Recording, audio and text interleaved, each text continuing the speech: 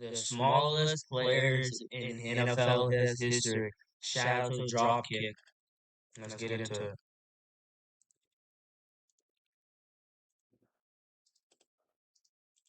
Gotta go to HD quality. Playing in the NFL is tough for anyone. For the touchdown! Oh my goodness! Oh my God!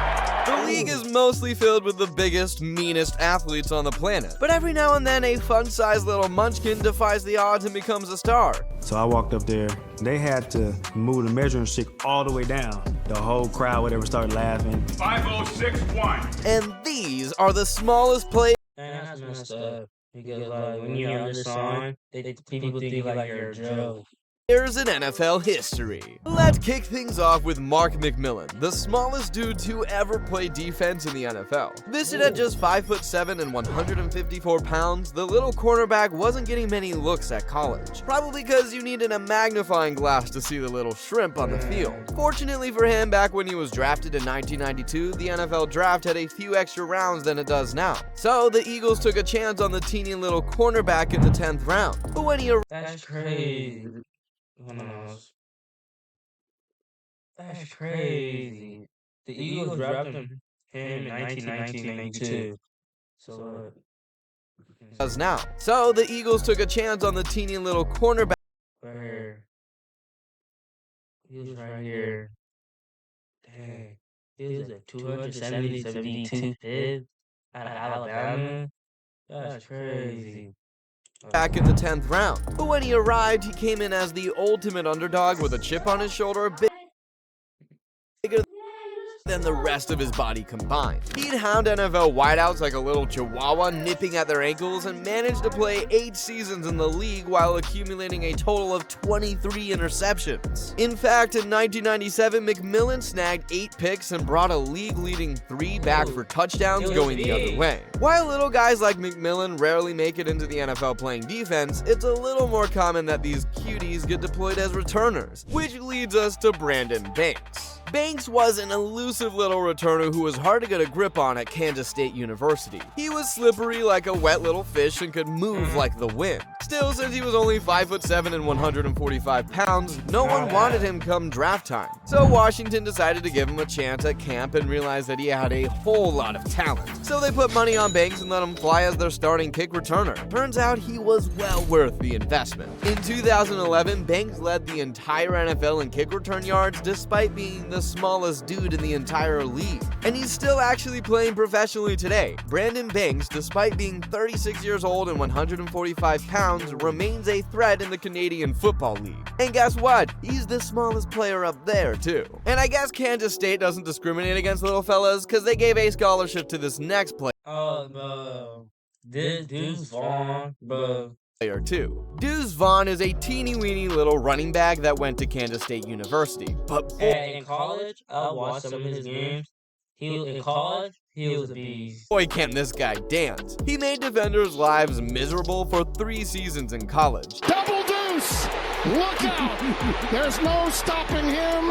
It is like a little kid. Last 2 years alone, he racked up over 3,800 yards from scrimmage and 34 touchdowns. Then Deuce showed up to the combine and measured at just 5 feet 5 inches. Not exactly the prototype NFL scouts are looking for, but when he was sitting in his baby chair, still available in the 6th round of the 2023 draft, the Cowboys decided to snag him up and give him a chance. With the 212th pick in the draft, the Cowboys chose Deuce Vaughn, a running back out of Kansas State. Unfortunately, Deuce Vaughn's rookie season was mostly plagued by injuries, but I'm still pretty excited to watch the little firecracker try to earn some playing time for the Cowboys next season. And up next is a player that college programs weren't touching with a 10-foot pool coming out of high school. Next up, we have a pocket-sized running back named Tariq Cohen, who took a particularly tough path to the NFL. When Cohen was in high school, he was 5'6" and maybe...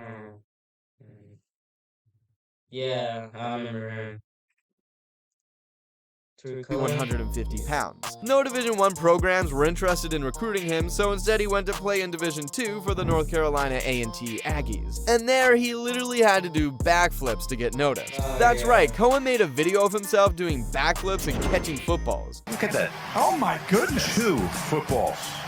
That is a standing flip and a double catch. The footage went viral and even caught the attention of ESPN. From there, he was on the map as far as NFL scouting went, and his program-shattering numbers didn't hurt his case either. By the 2017 draft, Tariq Cohen, at just 5'6" and possibly closer to 180 pounds, got drafted by the Chicago Bears, and he quickly proved to be a dynamic, gadgety game breaker. He broke off big plays with the ball in his hands as a runner and a receiver, but he was most dominant as a punt returner. In 2018, the little guy led the league in punt returning yards and was voted as a league All-Pro. Not bad for a guy that was too small to get a Division I college scholarship. Unfortunately, in 2020, injuries halted Cohen's career, but rumor has it he's attempting a comeback with the Carolina Panthers. As long as man has been skinning pigs to cover their balls, professional football teams have favored bigger athletes. But even back before you or I was born, little players managed to slip through the cracks and succeed at the highest level. I gotta dig way That's old football. back in the history books to tell you about the next little football star. His name was Davey O'Brien, a 5'7", 150-pound quarterback that dominated at TCU in the late 1930s. It's rare for short quarterbacks to play in the NFL because they need to see plays downfield over top of some massive offensive linemen. So we have no clue how Davey O'Brien succeeded, since he was a quarterback who was probably at eye level with his offensive line's hairy buttholes. But still, after getting drafted 4th overall by the Eagles in 1939, he immediately led the league in passing yards as a rookie and was named a Pro Bowler as well. But despite his stardom, O'Brien decided to leave the league after just 2 seasons in order to work for the FBI. I guess being the size of a prepubescent child made him a particularly good spy. And a couple of decades later, another half-dead quarterback starred at the NFL level. Eddie LeBaron, a 5'9", 150-pound quarterback, played at Pacific University when he was just 16 years old. Could you imagine how small the dude was then? He probably... At 16 years old? Dang. Oh, shit. Of textbooks just to see the professor teach. But the little fella was damn good at football. As a senior in college, he led the entire nation in total offense and then fought in the Korean War for 2 years before joining the NFL. Since he was so small and spent time in the Army, LeBaron earned the nickname the Little General. Despite his college stardom, like many other players in this video, LeBaron was passed over in the draft due to his shortcomings. The Redskins snagged him in the 10th round, which turned out to be a steal. In his first season as a pro, LeBaron won Rookie of the Year before carving out a long career as a 4-time Pro Bowler in the NFL. When his playing career was over, he became the general manager of the Atlanta Falcons, who realized that this guy must understand the game at a high level if he was able to play for so long while being the smallest QB in the whole league. These guys are inspirations, aren't they? And if you love watching undersized heroes prove that anything is possible, hit that thumbs up button and subscribe to Dropkick. Because we don't just give props to the superstars, we also shout out the little underdogs like Gerald McNeil. It's rare for men born in Germany to grow up to become an NFL player. It's also rare for men under 150 pounds to play in the NFL. So Gerald McNeil's career was as improbable as they come. The 5'7", 145-pound receiver and return specialist played 5 years in the NFL from 1986 to 1990 and even earned Pro Bowl honors during 1987. In the 1980s, there was a massive player named William Perry. Since he was so hard to tackle, he earned the nickname Refrigerator. McNeil was tough to tackle as well, not because he was huge, but instead because he was so small it was tough for defenders to get their hands on him. So he earned He looked big to me. the nickname Ice Cube because he was like a mosquito in comparison to Perry. You know, maybe Ice Cube was actually a reference to members who get smaller in the cold. I know I've had to deal with shrinkage at the most inopportune times. But enough about me. Next up, we have a little player who couldn't use cold as an excuse for his lack of length, because he played most of his career in sunny Miami. Before the likes of Tyreek Hill and Jalen Waddle, the Dolphins already had a vision of being the fastest team in the NFL. So in 2016, they drafted the super speedy, extra tiny Jakeem Grant out of Texas Tech. And despite being only 5'6", Grant had a hell of a career. He broke the Dolphins' record for career punt return touchdowns, career total return touchdowns, and longest punt return in franchise history. Then he got traded to the Bears, where he returned a punt 97 yards for a touchdown. Grant, look at him go again down the sideline. Does he stay in bounds all the way? He will. 97 yards for a touchdown. The return broke the Bears' all-time record for longest punt return, too. To make it in the NFL as an undersized player, you got to bring a little something extra, something that differentiates you from your regular bigger players. And up next is a player that paved the way for a generation of pass-catching backs. In the 80s, the Chargers had a little Timbit-sized running back named Lionel James, but what James lacked in size, he made up for in heart and talent. James was nicknamed Little Train because no matter what was put in front of him, he just kept chugging along. And his playing style was revolutionary too. Back in the 80s, most running backs were known to pound the ball up the middle on handoffs. Little Train, however, was mostly a receiving running back, which was quite unique at the time. In fact, the 5'6", 170-pounder made 86 catches with his tiny little baby hands in 1985, which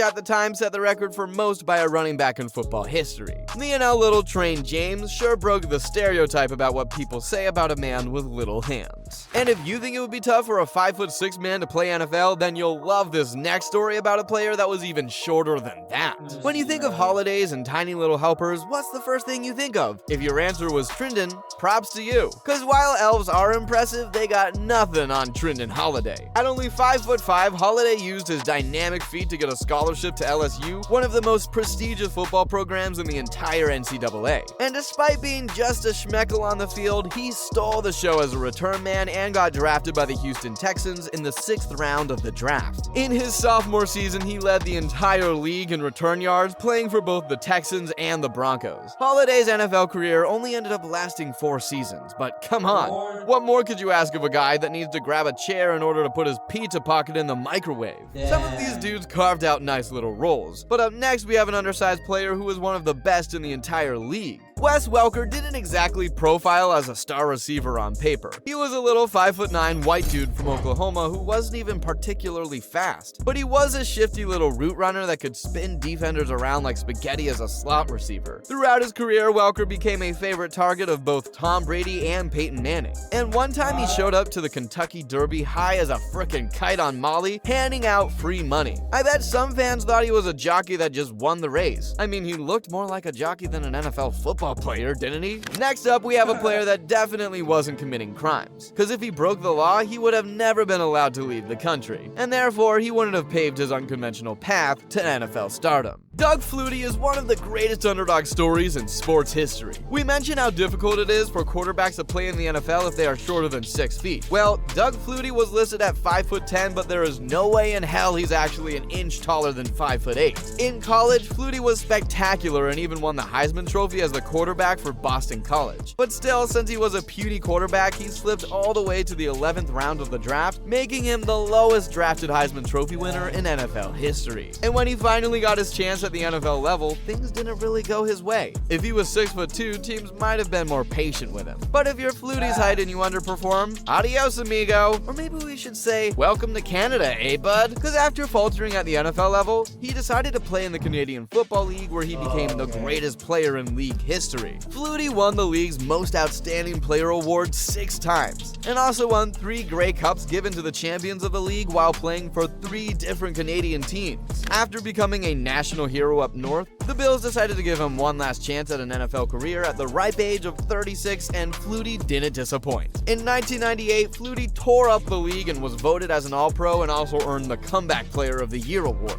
And he stuck in the league until he was 43 years old, where he famously made an NFL play that my channel pays homage to. You guessed it, in 2006, Doug Flutie hit the only drop kick the NFL has ever seen since the year 1941.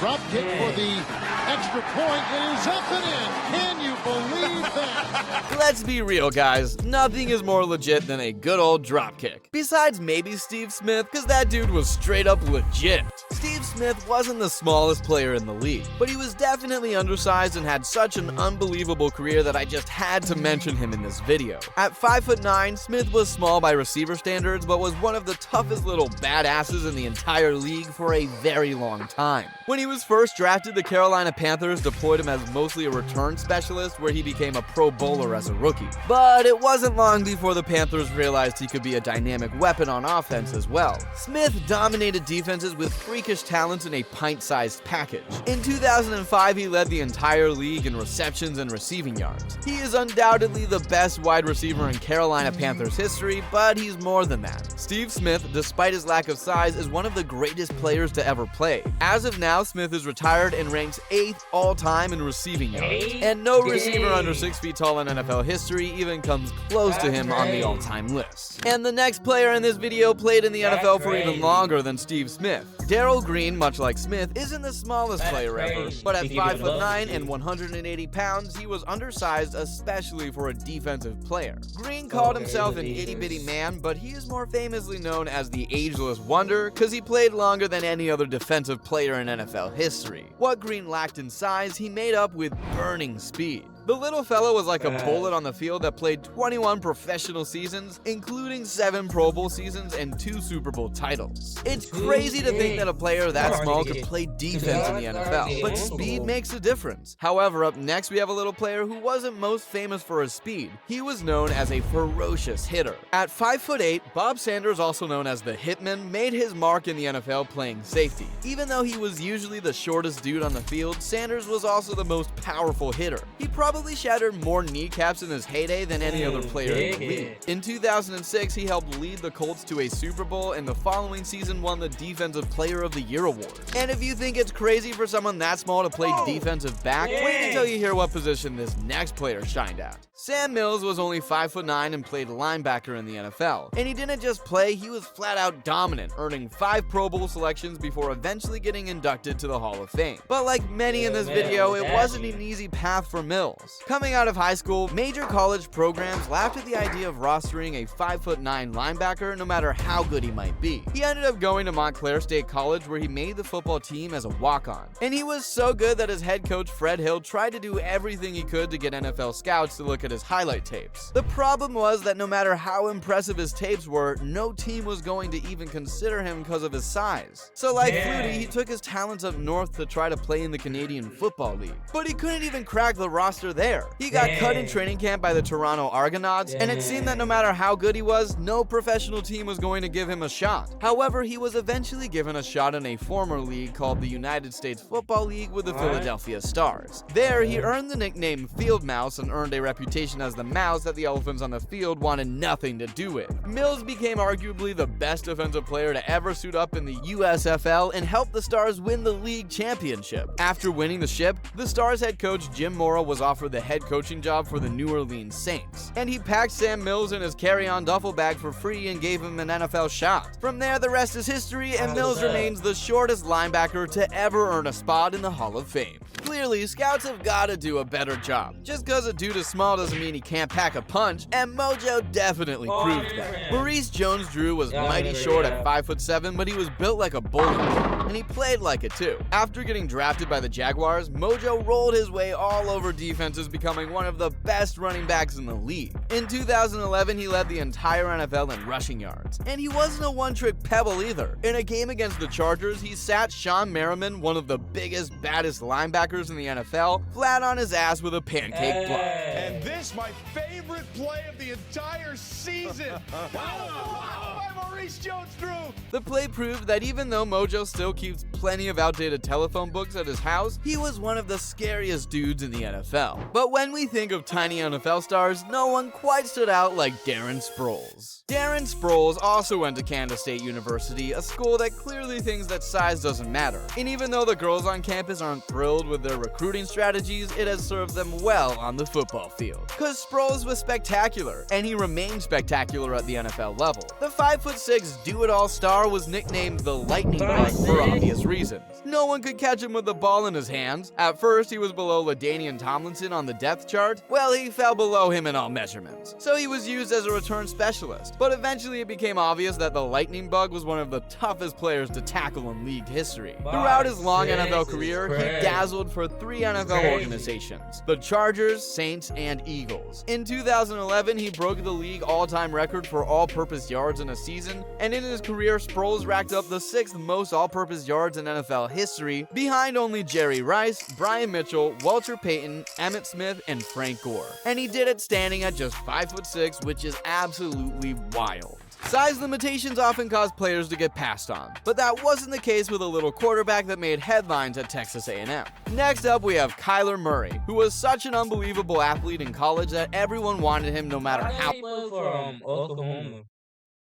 small he was. Murray is only 5'10", which we mentioned is very small for a starting quarterback. But unlike others in this video, no one was passing on him because he was just so damn talented at Texas A&M. The Cardinals selected him with their first overall pick, and he won Rookie of the Year that season. And 1 year earlier, the Oakland Athletics wasted the 9th overall pick in the MLB draft on him on the slight chance that he might choose to play baseball. To this day, Murray is the first ever player to go in the first round of both the NFL and MLB draft, and although his NFL career hasn't quite taken off like Arizona fans hoped it would, he's still just 26-year-old and packed with upside. But Murray is far from the smallest player to ever play NFL football, which leads me to the final player in this video. Last but certainly not least is a legend so wild it's hard to believe it's true, but it is. The shortest player in NFL history was a man named Jack Shapiro. Shapiro, nicknamed Soupy thanks to his affinity for soup, only played 1 game for the Staten Island Stapletons in 1929, but get this, Soupy was listed at 5'1" and 119 pounds. And even though he was shorter than some kids in elementary school, he still played NFL football. If that's not ridiculously impressive, I don't know what is. So there you have it, guys. Those were the smallest players in NFL history. If you liked this video, be sure to let me know by hitting the thumbs up button and subscribing to Dropkick. And for more entertaining videos about NFL football, check out one of the video links currently on your screen, cause If you like this episode, if you like this video, like, comment, and subscribe. I've got you covered. Thanks. We're currently at 58 subs. We're on to that 60. Into that 60s. Yep. Almost there. Let's freaking go, bruh. Like, comment, subscribe. Let's freaking go. See, look, I haven't posted a video in 5 days. Dang, that's been a minute. 5 days. Alright. Peace.